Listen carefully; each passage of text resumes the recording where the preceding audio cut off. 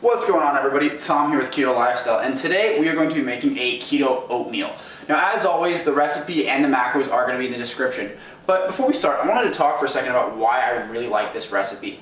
Now, oatmeal is kind of nothing fancy, right? But the thing I like about this is you can make it as many calories or as few calories as you want. If you need a ton of fat, you can really crank it up. And it's a good way to deliver these macros to your body without, just eating a spoonful of oil or, whatever other weird things I've heard of people doing.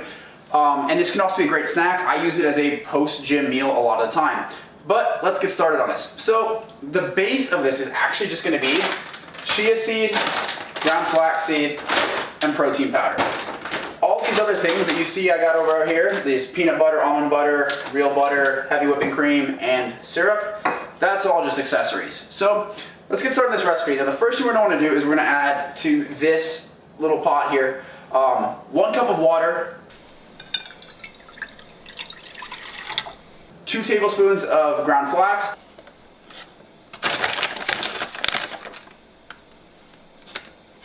and 2 tablespoons of chia seed. I'm also going to go ahead and add my protein powder in at this point. I'm going to use 1 scoop, but you can use a half scoop. Whatever you need to hit your macros for the day will fit in here nicely.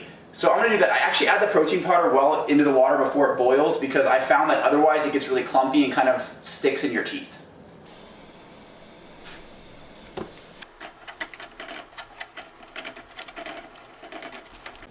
So we're actually just going to keep stirring this until it thickens up. You'll kind of know when it's done because it'll reach kind of like a pudding style consistency. You want it to be thick but not too thick. So I'm going to go ahead and stir this until it's done and then get it into a bowl, and then we're going to add our toppings.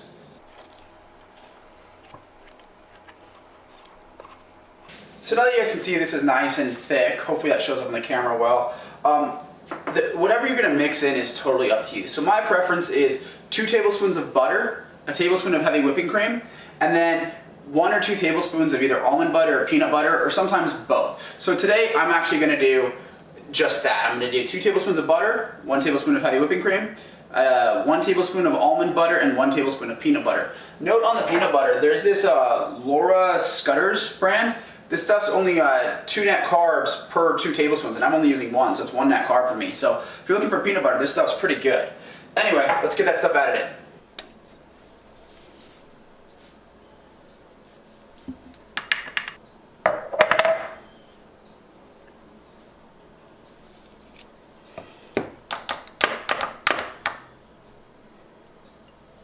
So now I have this all mixed up, and as I mentioned earlier, and I want to stress this again, this is just a boilerplate recipe. All you need is the chia seeds and the ground flax and maybe a little bit of protein powder. All these mix-ins are completely up to you. But me, I want a little bit of salt in there as well. Salt's really important in the keto diet. I mention this all the time, but it does taste pretty good in here, so I'll just add a few cracks of that. And then for me, I'm kind of in the mood for something a little mapley. So I have this Walden Farms pancake syrup. This stuff's totally keto, no carbs, no calories, nothing. So I'm going to go ahead and just add a little bit of that in here as well. Good to go. And then I'm going to mix it up and we'll give it a taste test.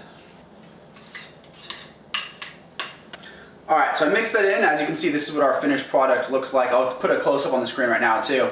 I'm going to go ahead and give it a little taste test.